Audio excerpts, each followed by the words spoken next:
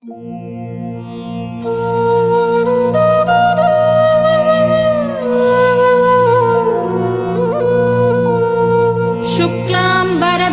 विष्णुं शशिवर्णं चतुर्भुजं प्रसन्नवदनं ध्यायेत् सर्वविघ्नोपशान्तये।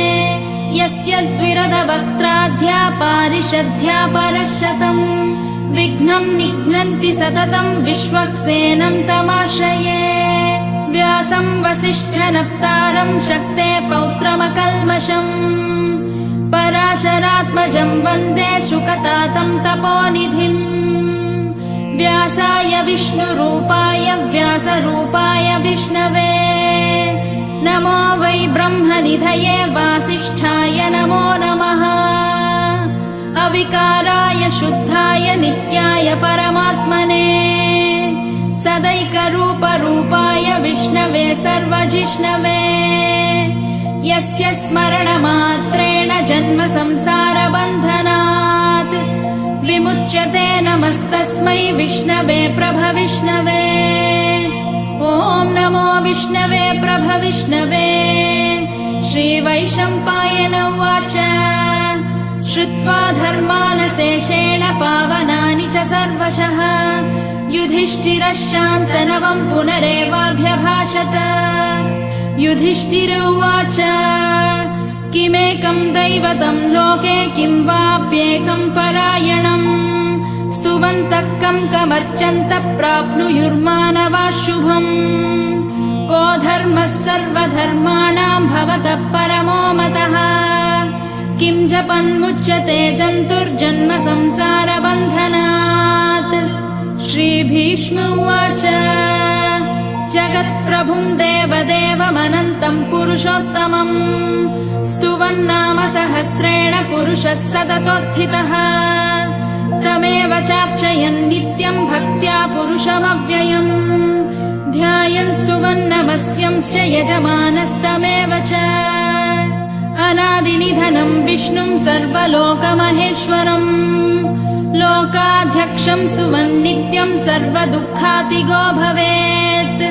ब्रह्मण्यं सर्वधर्मज्ञं लोकानां कीर्तिवर्धनम् लोकनाथं महद्भूतं सर्वभूतभवोद्भवम्। एष मे सर्वधर्माणां धर्मोऽधिकतमो मतः यद्भक्त्या पुण्डरीकाक्षं स्तवैरर्चेन्नरः सदा। परमं यो महत्तेजः परमं यो महत्तपः परमं यो महद्ब्रह्म परमं यः परायणम्। पवित्राणां पवित्रं यो मङ्गलानां च मङ्गलम् दैवतं देवतानां च भूतानां यो व्ययः पिता। यतः सर्वाणि भूतानि भवन्त्यादियुगागमे यस्मिंश्च प्रलयं यान्ति पुनरेव युगक्षये। तस्य लोकप्रधानस्य जगन्नाथस्य भूपते विष्णोर्नाम सहस्रं मे शृणु पापभयापहम्। यानि नामानि गौणानि विख्यातानि महात्मनः ऋषिभिः परिगीतानि तानि वक्ष्यामि भूतये। ऋषिर्नाम्नां सहस्रस्य वेदव्यासो महामुनिः छन्दोनुष्ठुप् तथा देवो भगवान् देवकीसुतः। अमृतांशुद्भवो बीजं शक्तिर्देवकीनन्दनः त्रिसामा हृदयं तस्य शान्त्यर्थे विनियुज्यते। विष्णुं जिष्णुं महाविष्णुं प्रभविष्णुं महेश्वरम् अनेकरूपदैत्यान्तं नमामि पुरुषोत्तमम्। अस्य श्रीविष्णोर्दिव्यसहस्रनामस्तोत्रमहामन्त्रस्य श्रीवेदव्यासो भगवान् ऋषिः अनुष्टुप् छन्दः। श्रीमहाविष्णुः परमात्मा श्रीमन्नारायणो देवता अमृतांशुद्भवो भानुरिति बीजम् देवकीनन्दनस्रष्टेति शक्तिः उद्भवः क्षोभणो देव इति परमो मन्त्रः। शङ्खभृन्नन्दकी चक्रीति कीलकम् शार्ङ्गधन्वा गदाधर इत्यस्त्रम् रथाङ्गपाणिरक्षोभ्य इति नेत्रम् त्रिसामासामगः सामेति कवचम् आनन्दं परब्रह्मेति योनिः ऋतुः सुदर्शनः काल इति दिग्बन्धः श्रीविश्वरूप इति ध्यानम् श्रीमहाविष्णुप्रीत्यर्थे सहस्रनाम जपे विनियोगः ध्यानम् क्षीरोदन्वत्प्रदेशे शुचिमणिविलसत्सैकते मौक्तिकानाम् मालः क्लुप्तासनस्थस्फटिकमणिनिभैर्मौक्तिकैर्मण्डिताङ्गः शुभ्रैरभ्रैरदभ्रैरुपरि विरचितैर्मुक्तपीयूषवर्षैः आनन्दीन पुनीयादरिनलिनगदा शङ्खपाणिर्मुकुन्दः भूः पादौ यस्य नाभिर्वियदसुरनिलश्चन्द्रसूर्यौ च नेत्रे कर्णावाशा शिरोध्यौर्मुखमपि दहनो यस्य वास्तेयमब्धिः अन्तस्तं यस्य विश्वं सुरनरखगो भोगि गन्धर्वदैत्यैः चित्रं रम्यते तं त्रिभुवनवपुषं विष्णुमीशं नमामि। ॐ नमो भगवते वासुदेवाय।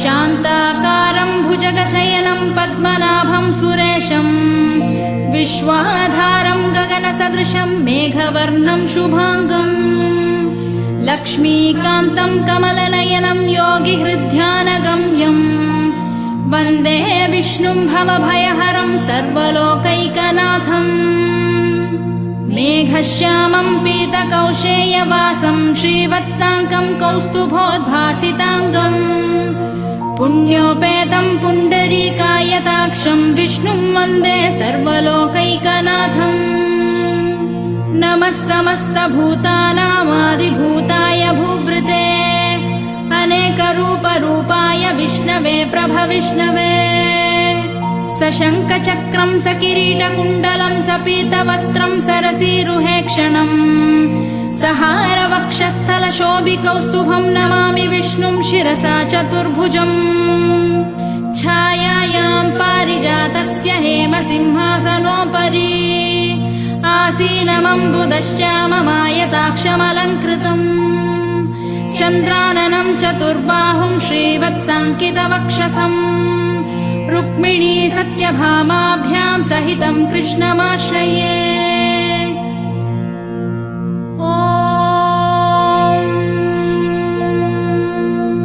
विश्वं विष्णुर्वषट्कारो भूतभव्यभवत्प्रभुः भूतकृद्भूतभृद्भावो भूतात्मा भूतभावनः भूतात्मा परमात्मा च मुक्तानां परमागतिः अव्ययः पुरुषः साक्षी क्षेत्रज्ञोऽक्षर एव च योगो योगविदान्नेता प्रधानपुरुषेश्वरः नारसिंहवपुः श्रीमान् केशवः पुरुषोत्तमः सर्वः शर्वः शिवस्थाणुर्भूतादिर्निधिरव्ययः सम्भवो भावनो भर्ता प्रभवः प्रभुरीश्वरः स्वयंभू शम्भुरादित्यः पुष्कराक्षो महास्वनः अनादिनिधनो धाता विधाता धातुरुत्तमः अप्रमेयो ऋषिकेशः पद्मनाभो वरप्रभुः विश्वकर्मा मनुस्त्वष्टा स्थविष्ठस्थविरो ध्रुवः अग्राह्यश्शाश्वतः कृष्णो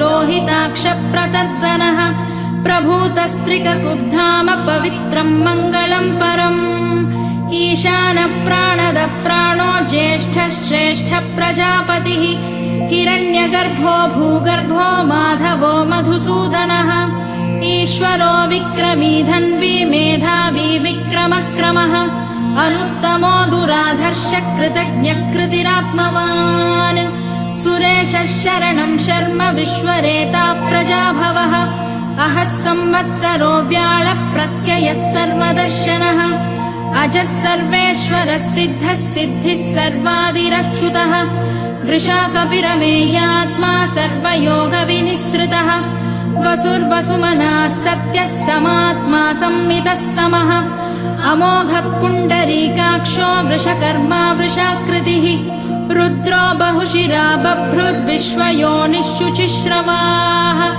अमृतः शाश्वतस्थाणुर्वरारोहो महातपाः सर्वगः सर्वविद्भानुर्विश्वक्सेनो जनार्दनः वेदो वेदविदव्यङ्गो वेदाङ्गो वेदवित्कविः लोकाध्यक्षः सुराध्यक्षो धर्माध्यक्षकृतकृतः चतुरात्मा चतुर्व्यूहश्चतुर्दंष्ट्रश्चतुर्भुजः भ्राजिष्णुर्भोजनं भोक्ता सहिष्णुर्जगदादिजः अनघो विजयो जेता विश्वयोनिर्पुनर्वसुः उपेन्द्रो वामनप्रांशुरमोघः शुचिरूर्जितः अतीन्द्रः सङ्ग्रहः सर्गो धृतात्मा नियमो यमः वेद्यो वैद्यः सदा योगी वीरः माधवो मधुः अतीन्द्रियो महामायो महोत्साहो महाबलः महाबुद्धिर्महावीर्यो महाशक्तिर्महाद्युतिः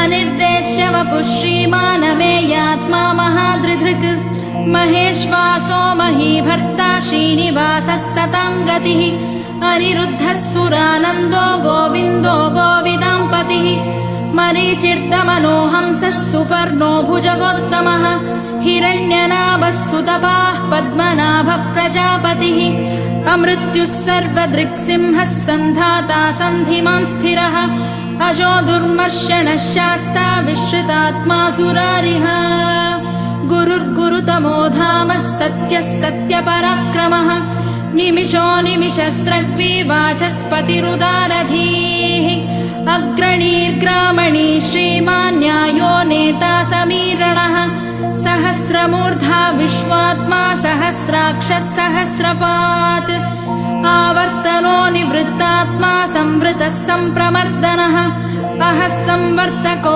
वह्निरनिलो धरणीधरः सुप्रसादप्रसन्नात्मा विश्वधृग्विश्वभुग्विभुः सत्कर्ता सत्कृतः साधुर्जन्नुर्नारायणो नरः असङ्ख्येयो प्रमेयात्मा विशिष्टः शिष्टकृच्छुचिः सिद्धार्थः सिद्धसङ्कल्पः सिद्धिदः सिद्धिसाधनः वृषाही वृषभो विष्णुर्वृषपर्वा वृषोदरः वर्धनो वर्धमानश्च विविक्तः श्रुतिसागरः सुभुजो दुर्धरो वाग्मी महेन्द्रो वसुदो वसुः नैकरूपो बृहद्रूपः शिपिविष्टप्रकाशनः ओजस्तेजोद्युतिधरः प्रकाशात्मा प्रतापनः ऋद्धस्पष्टाक्षरो मन्त्रश्चन्द्रांशुर्भास्करद्युतिः अमृतांशुद्भवो भानुः शशबिन्दुः सुरेश्वरः औषधं जगतः सेतुः सत्यधर्मपराक्रमः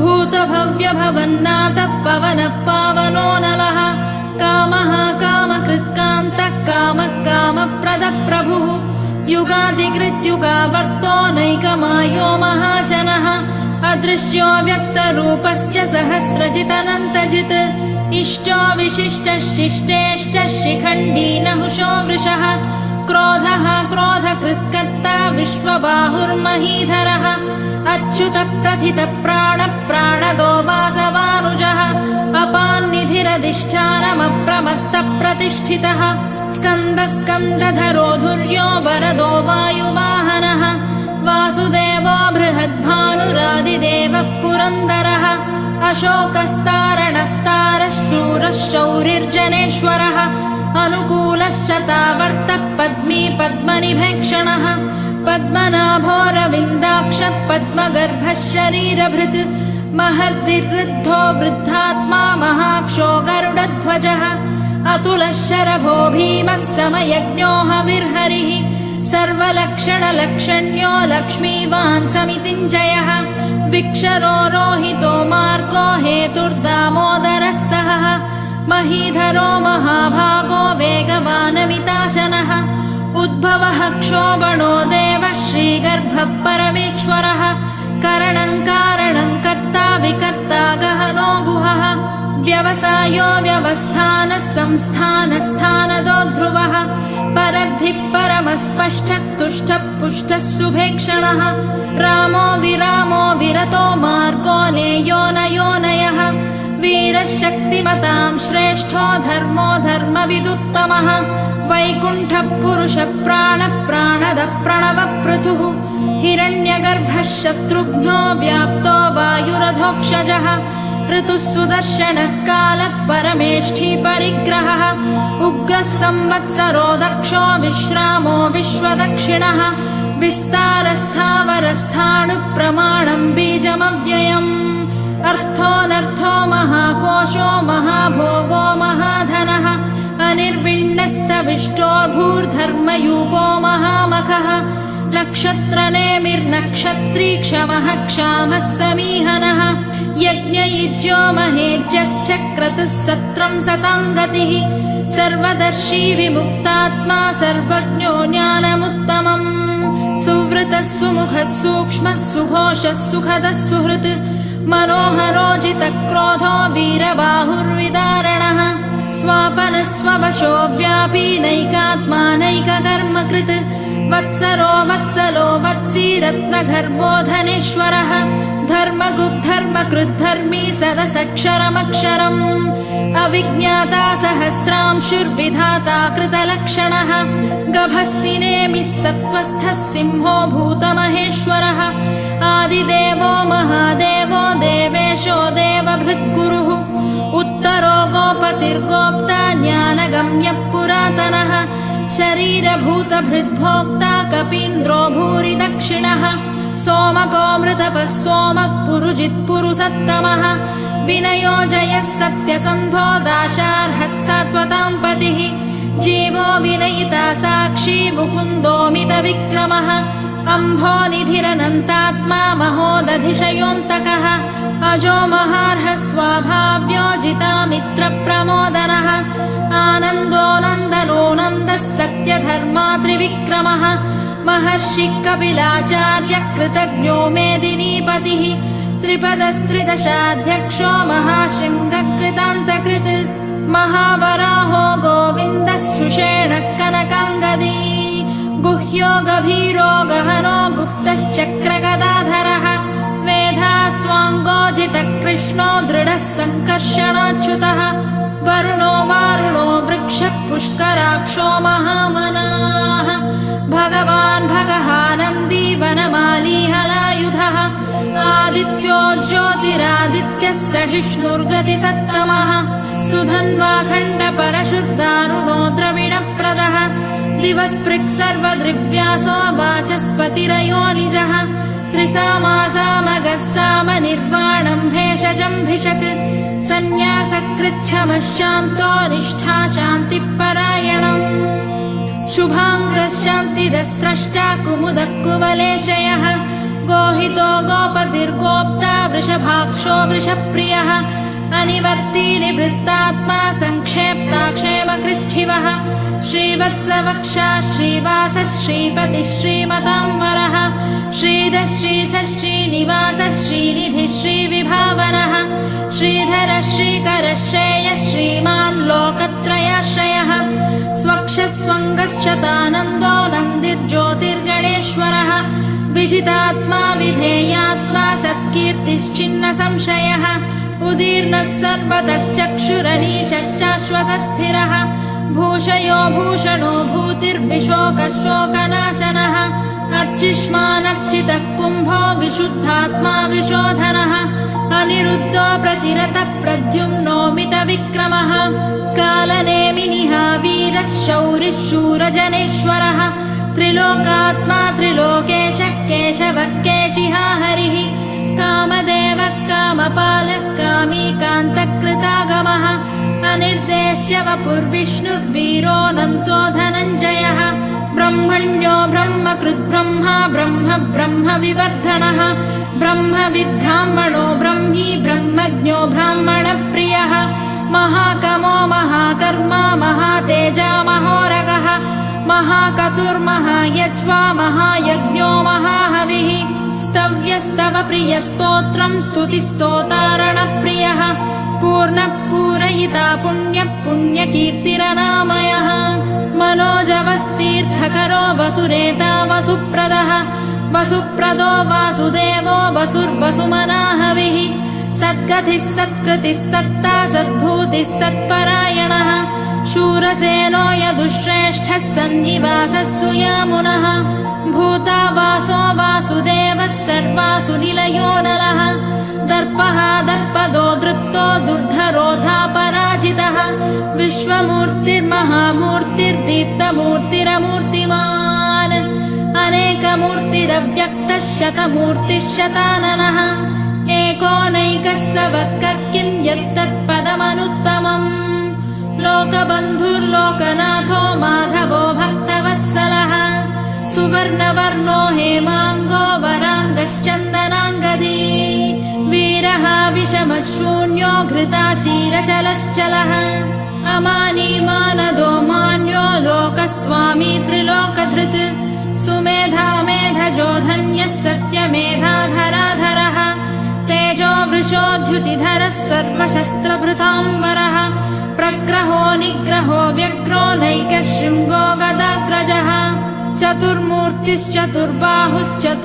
चतुर्मूर्तिश्चतुर्बाहुश्चतुर्व्यूहश्चतुर्गतिः चतुरात्मा चतुर्भावश्चतुर्वेदविदेकपात् समावर्तो निवृत्तात्मा दुर्जयो दुरतिक्रमः दुर्लभो दुर्गमो दुर्गो दुरावासो दुरारिः शुभाङ्गो लोकसारङ्गः सुतन्तुस्तन्तुवर्धनः इन्द्रकर्मा महाकर्मा कृतकर्मा कृतागमः उद्भवः सुन्दरः सुन्दो रत्ननाभः सुलोचनः अर्को वाजसनः शृङ्गी जयन्तः सर्वविजयी सुवर्णबिन्दुरक्षोभ्यः सर्ववागीश्वरेश्वरः महाह्रदो महागर्तो महाभूतो महानिधिः कुमुदः कुन्दरः कुन्दः पर्जन्यः पावनोऽनिलः अमृताशोऽमृतवपुः सर्वज्ञः सर्वतोमुखः सुलभः सुव्रतः सिद्धः शत्रुजिच्छत्रुतापनः न्यग्रोधोदुम्बरोऽश्वत्थः चाणूरान्ध्रनिषूदनः सहस्रार्चिः सप्तजिह्वः सप्तैधा सप्तवाहनः अमूर्तिरनगो चिन्त्यो भयकृद्भयनाशनः अणुर्बृहत्कृशस्थूलो गुणभृन्निर्गुणो महान् अधृतस्वधृतस्वास्य प्राग्वंशो वंशवर्धनः भारभृत्कथितो योगी योगीशः सर्वकामदः आश्रमश्रवणः क्षामः सुपर्णो वायुवाहनः धनुर्धरो धनुर्वेदो दण्डो दमयिता दमः अपराजितः सर्वसहो नियन्ता नियमो यमः सत्त्ववान् सात्विकः सत्यः सत्यधर्मपरायणः अभिप्रायप्रियार्होर्हः प्रियकृत्प्रीतिवर्धनः विहाय सगतिर्ज्योतिः सुरुचिर्हुतभुग्विभुः रविर्विरोचनः सूर्यः सविता रविलोचनः अनन्तो हुतभुग्भोक्ता सुखदो नैकजोऽग्रजः अनिर्विण्णः सदामर्षि लोकाधिष्ठानमद्भुतः सनात्सनातनतमः कपिलः कपिरव्ययः स्वस्तिदः स्वस्तिकृत् स्वस्ति स्वस्तिभुक् स्वस्ति दक्षिणः अरौद्रकुण्डली चक्रे विक्रम्यूर्जितशासनः शब्दाधिकः शब्दसः शिशिरः शर्वरीकरः अक्रूरपेशलो दक्षो दक्षिणः क्षमिणाम्बरः विद्वत्तमो वीतभयः पुण्यश्रवणकीर्तनः उत्तारणो दुष्कृतिः पुण्यो दुःस्वप्ननाशनः वीरः रक्षणः सन्तो जीवनः पर्यवस्थितः अनन्तरूपोऽनन्तश्रीर्जितमन्युर्भयापहः चतुरश्रो गभीरात्मा विदिशो व्यादिशो दिशः अनादिर्भूर्भुवो लक्ष्मी सुवीरो रुचिराङ्गदः जननो जनजन्माधिर्भीमो भीमपराक्रमः आधारनिलयो धाता पुष्पहासप्रजागरः ऊर्ध्वगः सत्पथाचारः प्राणदः प्रणवप्पणः प्रमाणं प्राणनिलय प्राणभृत्प्राणजीवनः तत्त्वं तत्त्वविदेकात्मा जन्म मृत्युजरातिगः भूर्भुवः स्वस्तरुस्तारः सविता प्रपितामहः यज्ञो यज्ञपतिर्यज्वा यज्ञाङ्गो यज्ञवाहनः यज्ञभृद्यज्ञकृद्यज्ञी यज्ञभुग्यज्ञसाधनः यज्ञान्तकृत्यज्ञगुह्यमन्नमन्नादयेव च आत्मयोनिः स्वयं जातो वैखानः सामगायनः देवकीनन्दनस्रष्टा क्षितीशः पापनाशनः शङ्खभृन्नन्दकी चक्रे शार्ङ्गधन्वा गदाधरः रथाङ्गपाणिरक्षोभ्यः सर्वप्रहरणायुधः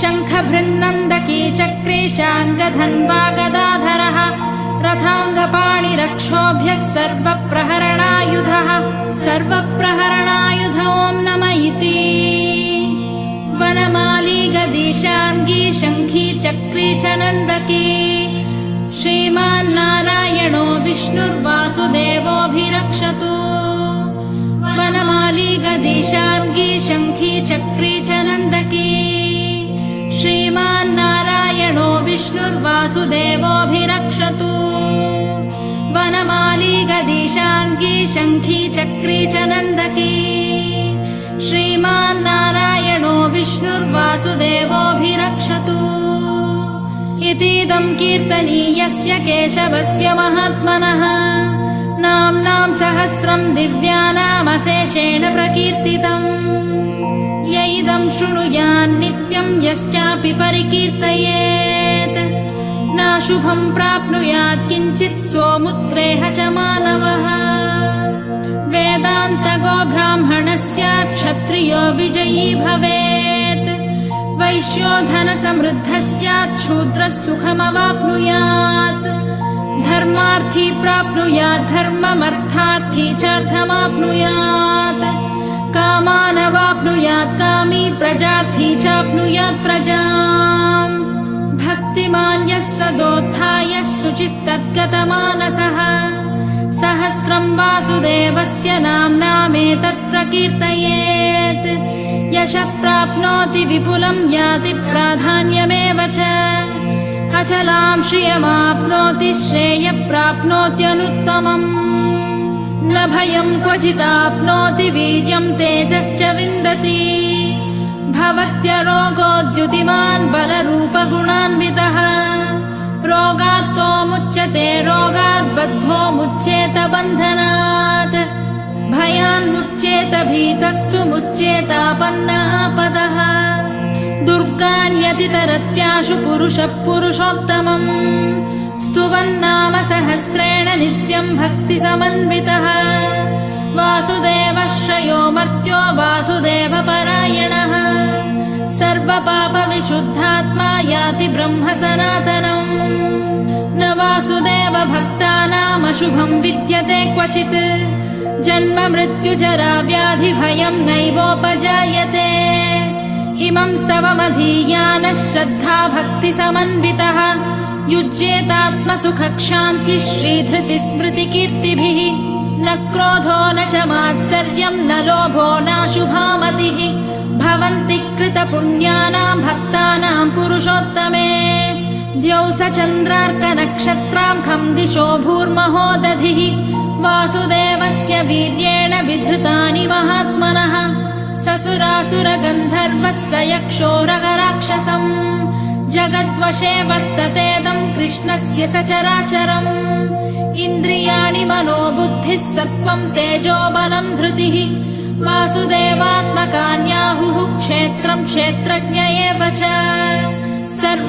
सर्वागमानामाचारः प्रथमं परिकल्पते आचारप्रभवो धर्मो धर्मस्य प्रभुरच्युतः ऋषयः पितरो देवा महाभूतानि धातवः जङ्गमाजङ्गमं चेदं जगन्नारायणोद्भवम् योगो ज्ञानं तथा साङ्ख्यं विद्या शिल्पादिकर्म च वेदाशास्त्राणि विज्ञानमेतत् सर्वं जनार्दनात् एको विष्णुर्महद्भूतं पृथग्भूतान्यनेकशः त्रीन् लोकान् व्याप्य भूतात्मा भुङ्क्ते विश्वभुगव्ययः इमं स्तवं भगवतो विष्णोर्व्यासेन कीर्तितम् पठेद्य इच्छेत् पुरुषः श्रेयः प्राप्तुं सुखानि च विश्वेश्वरमजं देवं जगतः प्रभुमव्ययम् भजन्ति ये पुष्कराक्षं न ते यान्ति पराभवम् न ते यान्ति पराभवम् ॐ नम इति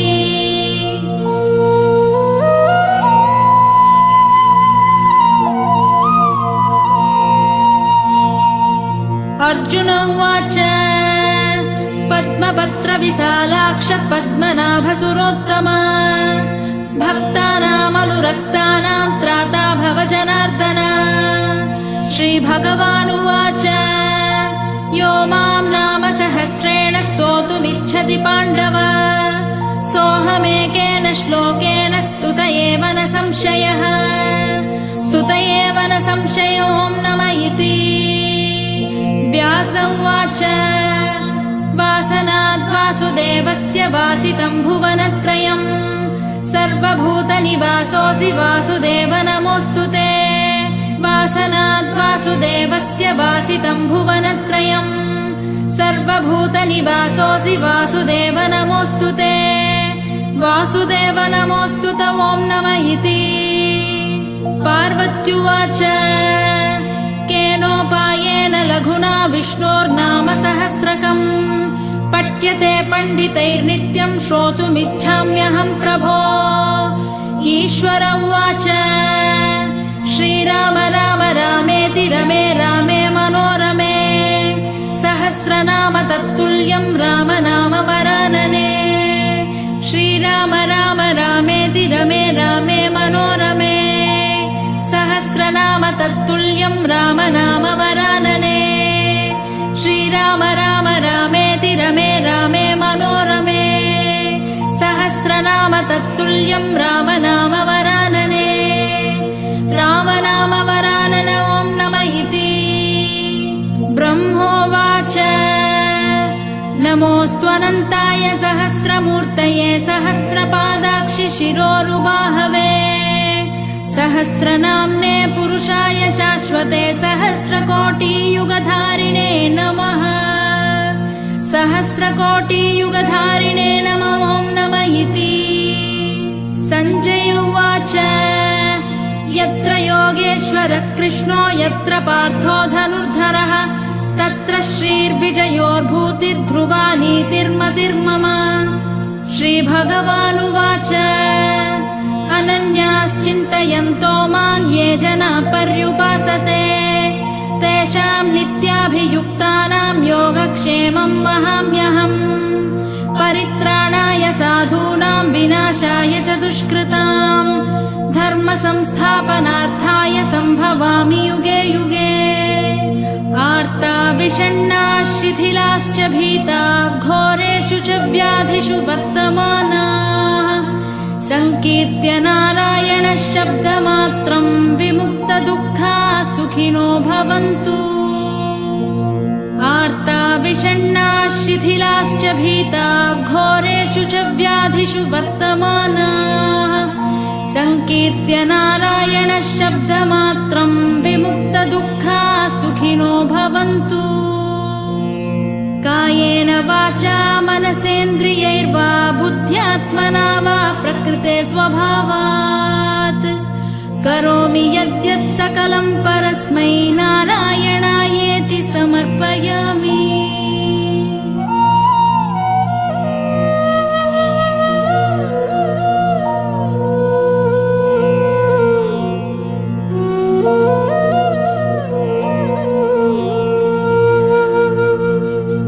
यदक्षरपदभ्रष्टं मात्रहीनं तु यद्भवेत् तत्सर्वं क्षाम्यतां देवनारायण।